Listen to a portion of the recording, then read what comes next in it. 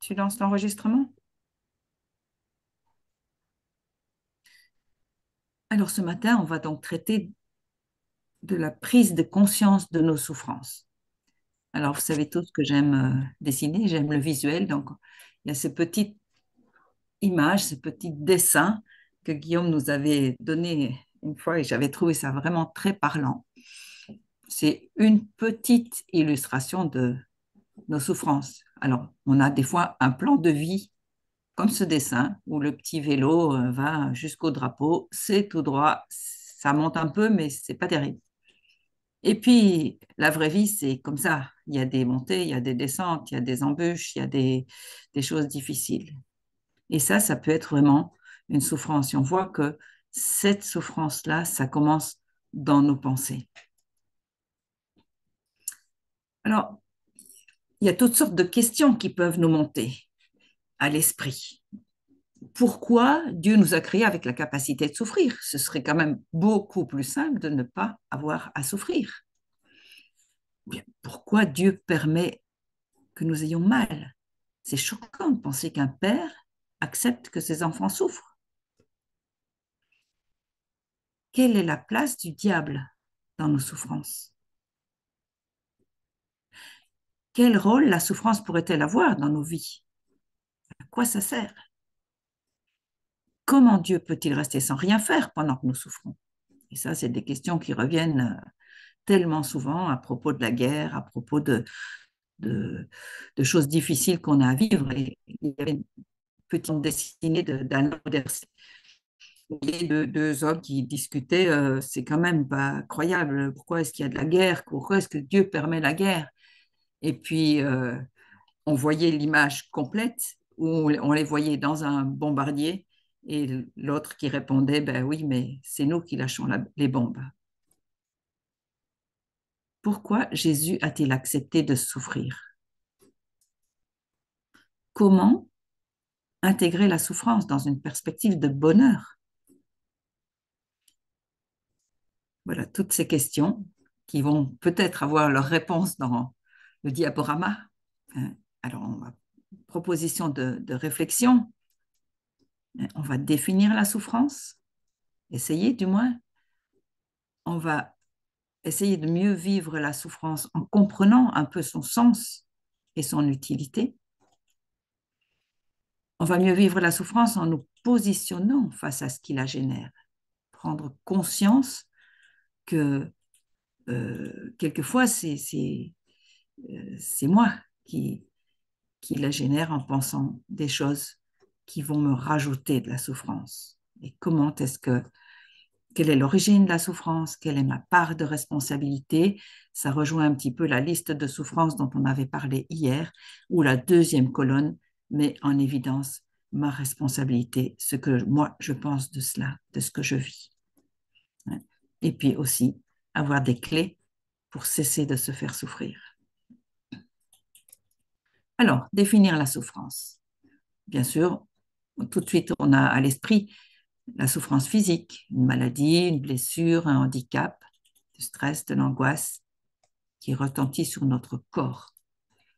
Il y a la souffrance psychique, dépression, aliénation mentale, les complexes, la culpabilité, l'orgueil, l'amertume, la honte, le deuil, la séparation, le rejet, la perte, le manque, la carence, la solitude, l'exclusion, l'injustice, l'insécurité, la convoitise, je veux et je n'ai pas, la jalousie, l'addiction, le cauchemar. Puis une souffrance spirituelle, l'éloignement de Dieu, le refus de pardon, un péché non confessé, une tristesse, des carences, des choses que je ne sais pas sur Dieu. Et déjà, le diaporama d'hier nous a donné quelques pistes pour combler ces carences. L'aveuglement, la possession, l'idolâtrie, mettre autre chose à la place de Dieu. Et ces souffrances, elles vont être des indicateurs de dysfonctionnement. Elles sont liées, c'est vrai, c'est compliqué, c'est imbriqué, c'est complexe, c'est pas ou blanc ou noir. Hein, et identifier les manifestations de cette souffrance, eh bien, ça va être quelque chose qui va nous être utile. Alors, les lieux de la souffrance, les circonstances déjà. On vit dans un monde qui est pas facile. L'apôtre Paul nous parle des choses folles du monde. Il nous parle aussi de tribulation. Quand il écrit aux Corinthiens, nous nous recommandons comme serviteurs de Dieu par une grande patience dans les tribulations, dans les nécessités, dans les détresses.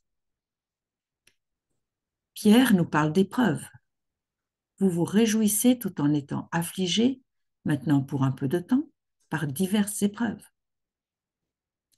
Galate nous parle de fardeau. Portez les charges les uns des autres. Corinthiens nous parle encore de tentation. Aucune tentation ne vous est survenue qui n'ait été à la mesure de l'homme. Et puis les relations humaines décrites dans le dialogue le monologue plutôt du pharisien qui voit le publicain en train de prier au coin de la rue, et il s'estime comme qu'il n'est pas lui comme le reste des hommes qui sont ravisseurs, injustes et adultères.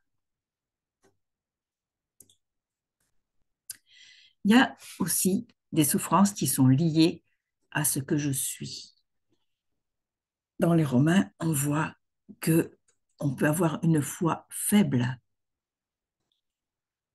On peut aussi avoir un corps qui vit de l'infirmité de la chair. Paul dit, dans l'infirmité de la chair, je vous ai évangélisé au commencement. Et puis dans les psaumes, qui est vraiment un livre ouvert sur nos âmes, eh bien, on voit, mon âme est aussi fort troublée. Voilà, tous des lieux de souffrance. Et puis aussi, on peut avoir de la souffrance dans son faire, dans notre manière de penser. La pensée de la chair est la mort, dit Paul. Aussi dans notre manière de ressentir, et on voit dans l'histoire d'Abel et Caïn toute l'évolution. Caïn est jaloux de son frère parce que le sacrifice d'Abel a été agréé et pas le sien. Et puis, il est irrité, il a le visage abattu, on voit de ses pensées, ça a un impact sur son corps, et puis ça le pousse à l'action, il parle à Abel, et puis il finit par le tuer. Et puis aussi, dans notre manière de vivre, Paul dit, si vous vivez selon la chair, vous mourrez.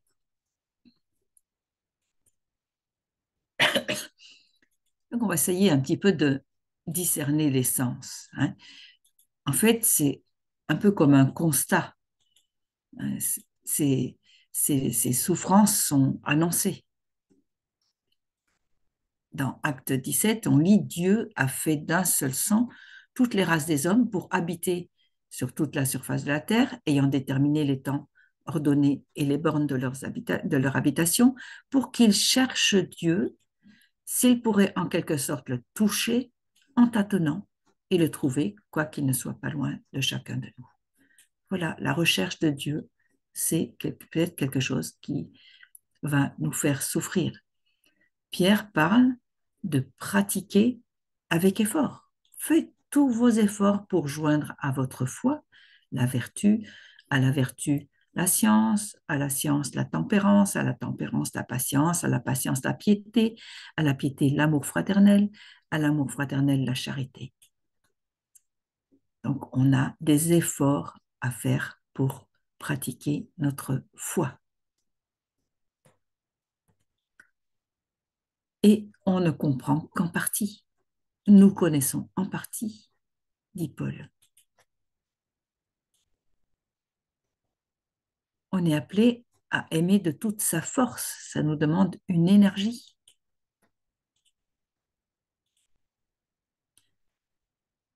On est aussi en progrès et on a besoin, pour être en progrès, de s'appliquer. Applique-toi à la lecture, à l'exhortation, à l'enseignement.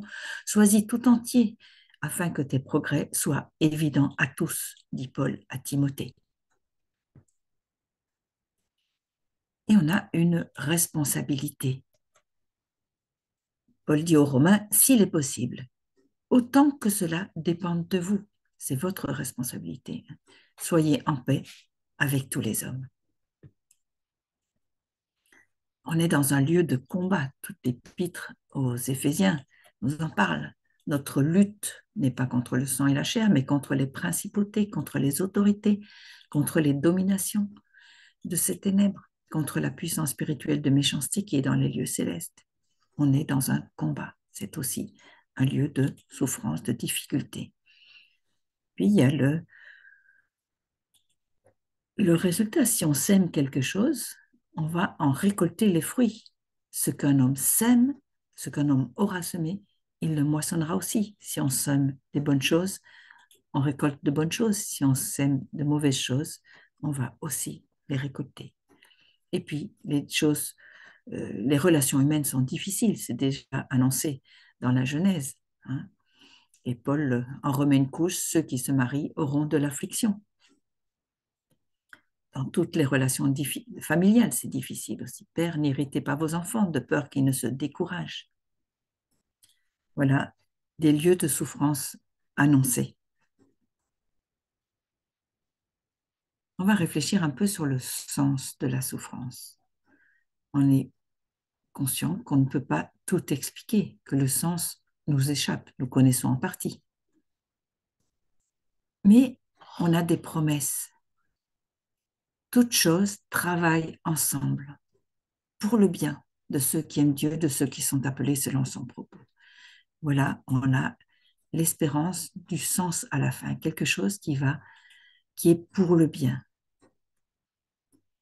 Tout ce qui a de la valeur coûte. Ça, c'est une petite phrase d'appel espérance qu'on se répétait depuis le début, là, pour bien se mettre en tête que oui, tout ce qui a de la valeur coûte. Celui qui marche en pleurant quand il porte la semence, il revient avec allégresse quand il porte ses gerbes.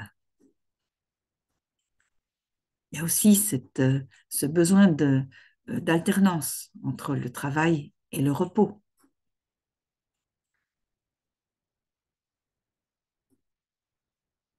Il y a aussi besoin de discipline pour progresser.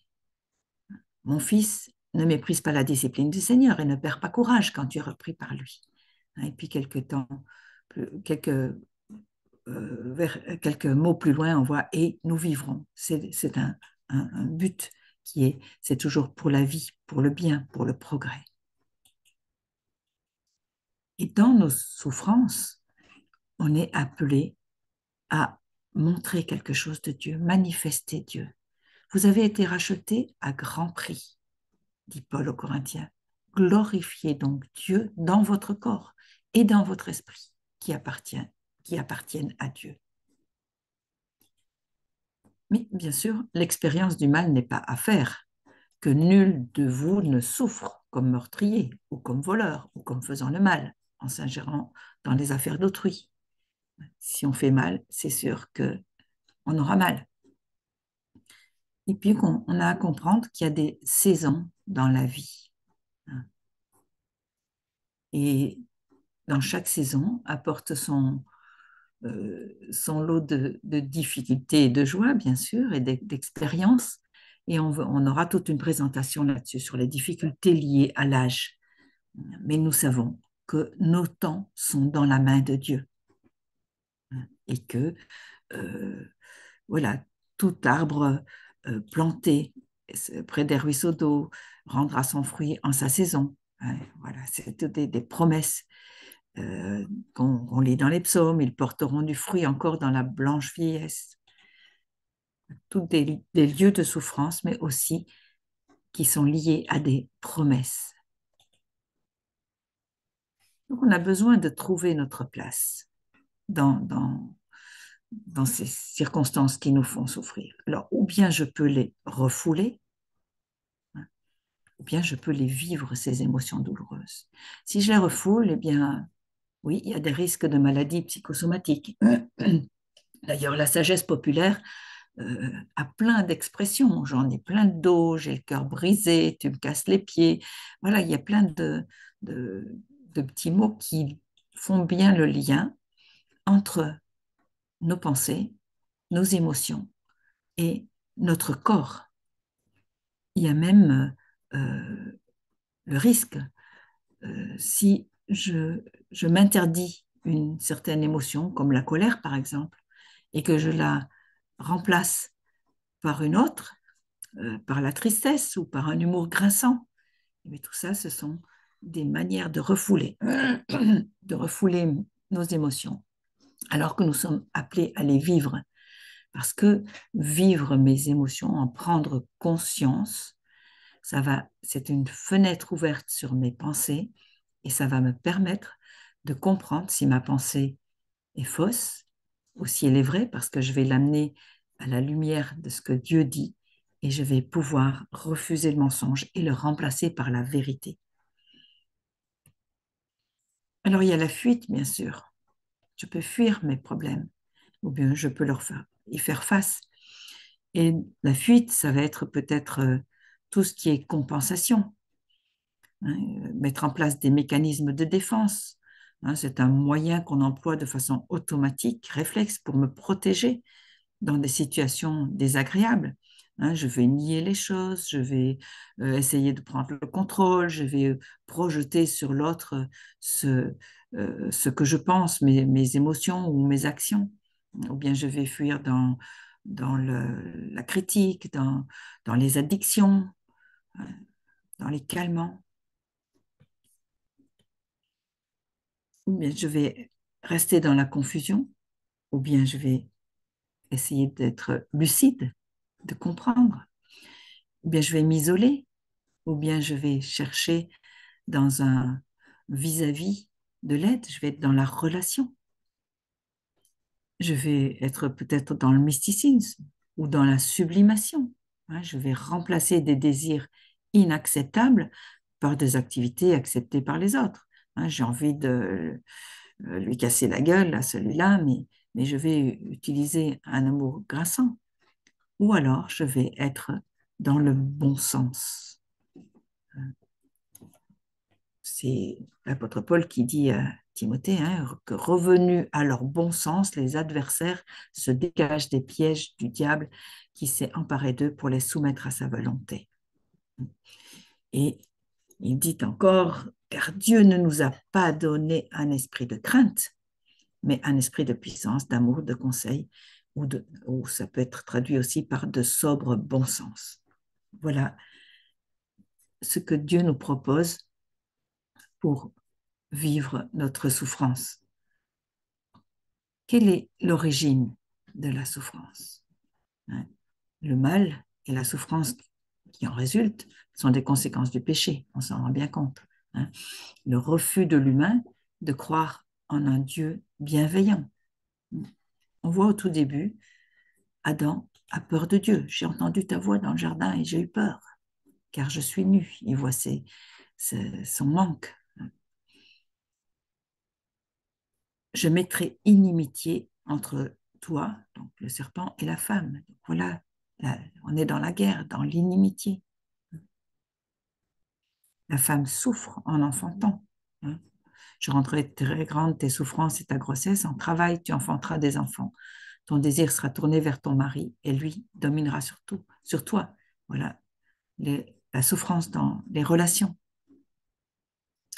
la souffrance dans le travail et la souffrance parce que on est empêché d'avoir accès à l'arbre de vie. Hein. Il y a un ange qui garde l'accès et la mort est là.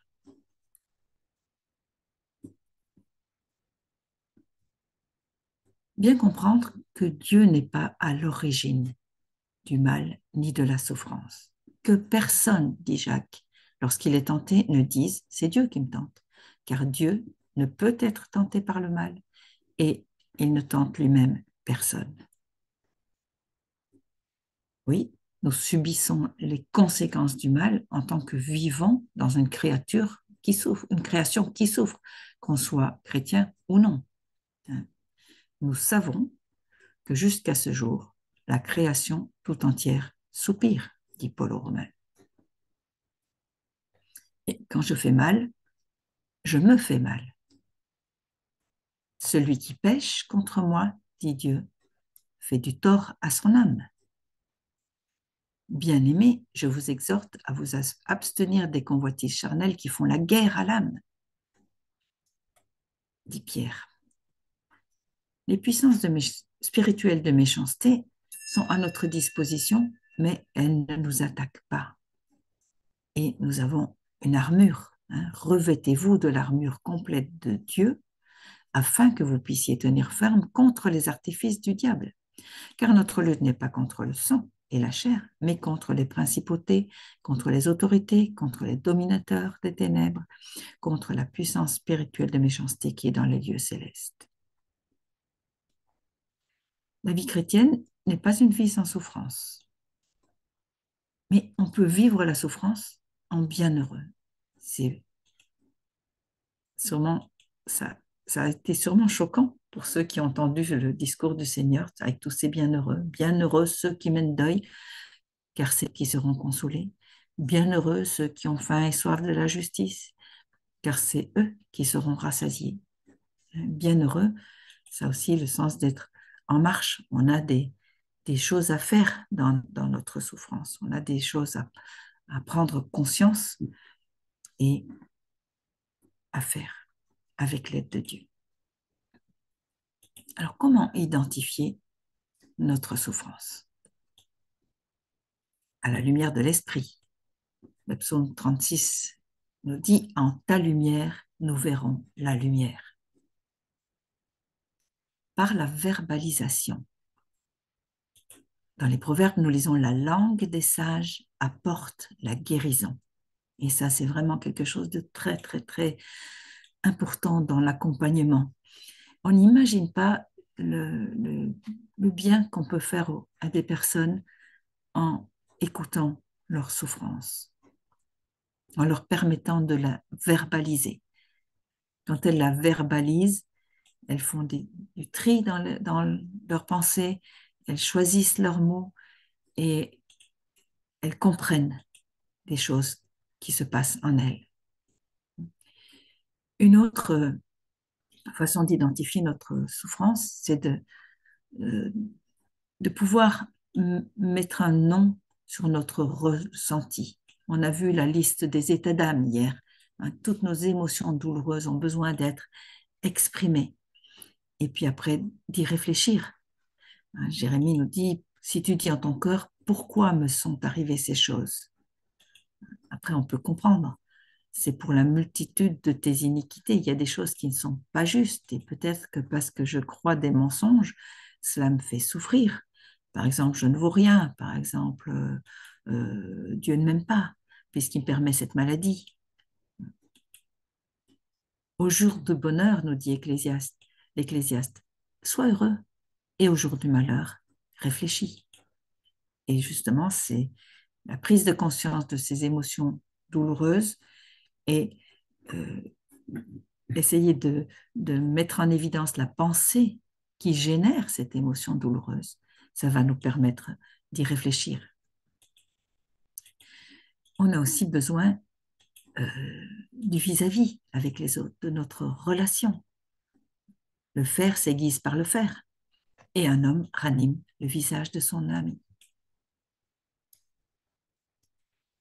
On a besoin d'entendre aussi nos rêves, nos cauchemars. Le songe vient de beaucoup d'occupations, nous dit l'Ecclésiaste. Par le langage du corps, on a un petit peu parlé des effets psychosomatiques, de ne pas faire face à ces souffrances, à ces problèmes. C'est pour cela, dit Paul aux Corinthiens, qu'il y a beaucoup d'infirmes et de malades et qu'un grand nombre sont morts. Il y a une conséquence avec les choses qu'on fait mal. Et on a besoin d'être à l'écoute de nos obsessions, des choses qui nous envahissent, dont on n'arrive pas à se sortir. Ne vous y trompez pas, on ne se moque pas de Dieu. Ce qu'un homme sème, il le moissonnera. Les personnes, les lieux, les souvenirs concernés vont être des indications de là où j'ai des souffrances, là où peut-être j'ai des choses à réviser, à retravailler. Pourquoi je ne veux pas rencontrer telle personne? Pourquoi quand je me retrouve dans ce lieu, eh bien, il y a des souvenirs douloureux qui remontent.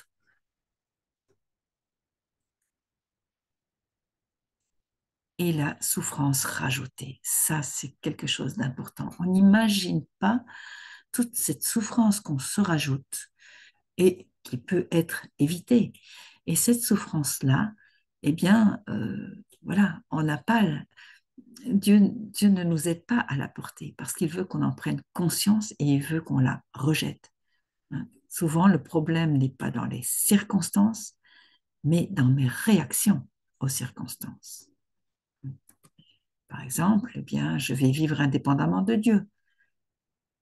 Et si je vis indépendamment de Dieu, ben, je vais penser faux.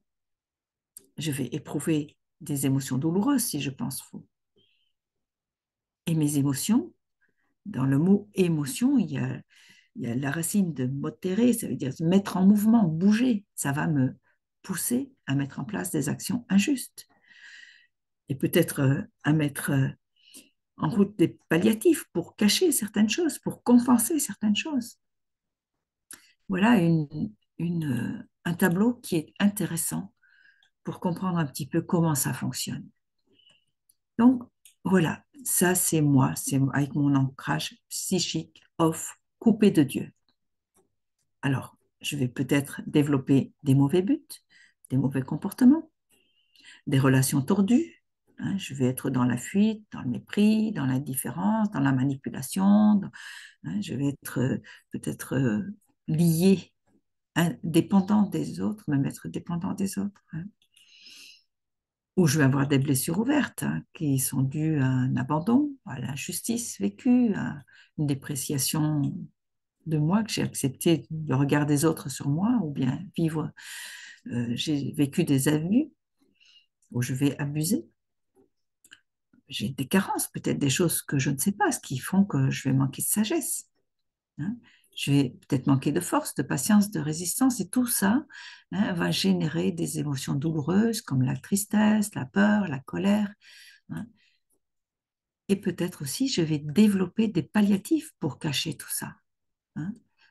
Je vais développer des mauvaises habitudes, je vais compenser, je vais avoir des addictions, hein, développer des maladies, être dans la dépression, dans la dépendance affective, où je vais m'isoler, où je vais me faire du mal. Et voilà ce que Dieu me propose, hein, un ancrage spirituel, on met avec l'Esprit de Dieu. Et donc, du coup, je vais éprouver des émotions agréables, je vais vivre la paix, la joie, hein. Moi avec Dieu, Dieu avec moi, et amener mes pensées captives à l'obéissance de Christ, hein. Et je vais pratiquer ce que j'ai compris. Et donc, du coup, je vais être dans la persévérance, dans la vérité, dans la justice, dans les valeurs que Dieu me propose, dans l'amour. Dieu nous appelle à être exigeants dans le choix de nos pensées. Et c'est possible, hein. On a l'Esprit de Dieu qui est avec nous.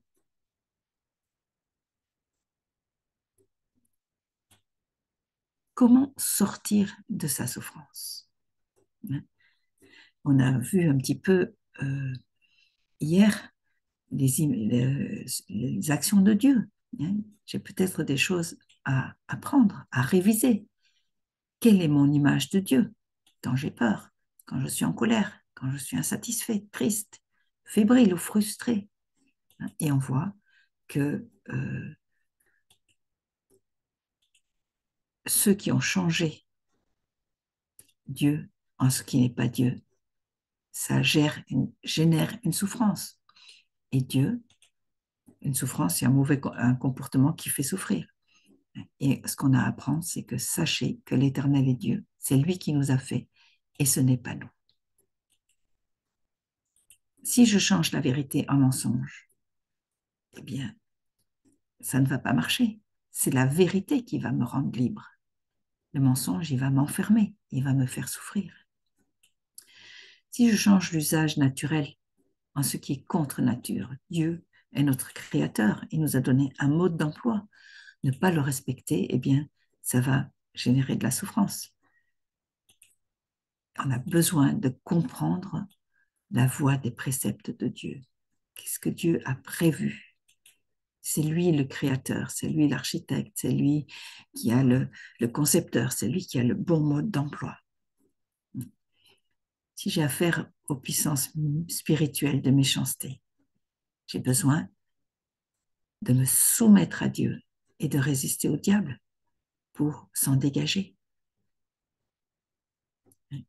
Oui, tous ont péché, mais je ne suis pas obligée de faire comme tout le monde. Oui, tout le monde le fait, mais je ne suis pas obligée de faire comme tout le monde. Voilà des pistes pour s'en sortir.